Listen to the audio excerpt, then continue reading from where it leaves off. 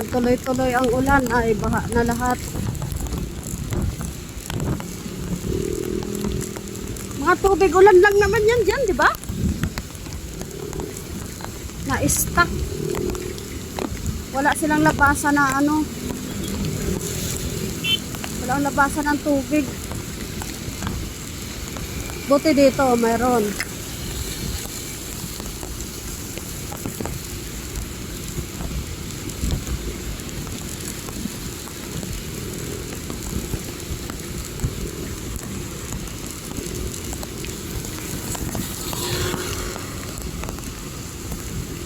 Baby, hulusong.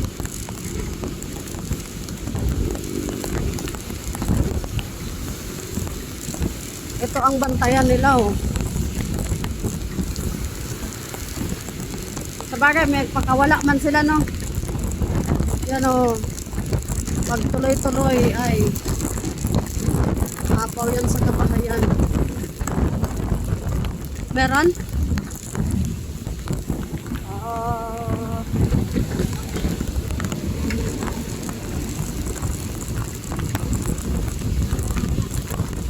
Ha?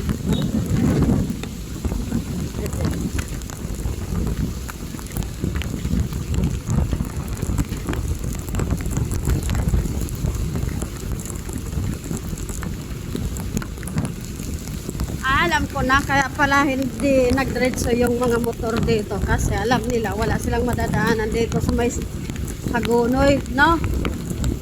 Doon sila dadaan sa ano, pinagsama. Baho, ano ba mabaho? Mga plug control. Lalim, bebe.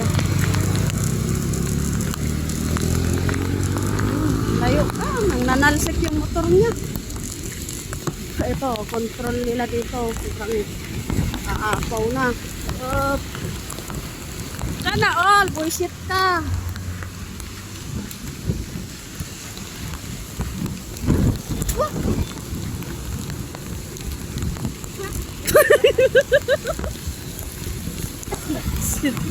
Layas pa.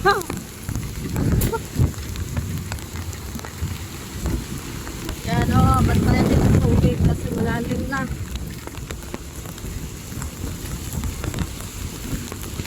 Hindi talaga siya huminto-hinto dahan-dahan eh. O, isa ka rin. Lala, linis. Kasi pag oras na mag-ano kayo dyan, bahain talaga kayo. Pag yan umapaw. Tubig pa naman. Hindi mapigilan. Pag tuloy-tuloy pa to. Ala. Huwag kang dumikit dyan. Ano nansik? Lalo na yung isa, oh. Ano ba tawag nun? Yung katulad kila Uli?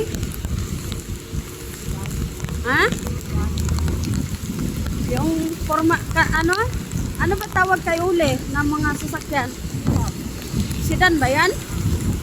Kasi naghahanap ako ng car cover. Sabi ko, ano ba pangalan nitong Uli na yun? Wala namang pangalan nun. Yung pala yung plate number, gagi. Ayan o, apaw na yung tubig.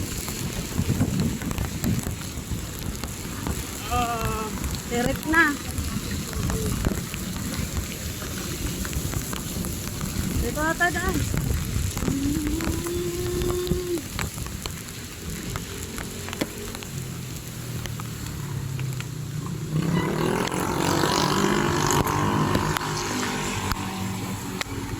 Ayan na.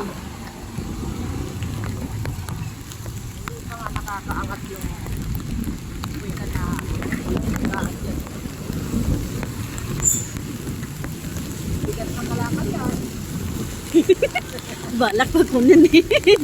Nakatali na yata yun. Kahit 10 sila doon, din na kaya buhatin yon yung ulo, no? Ayan oh. Ala, kunti na lang. Yung kadena, tiba sila doon. Ayan oh, pag tuloy-tuloy pang ulan ay basa. Oh, apaw na yan. Linis. Kailangan walang bara.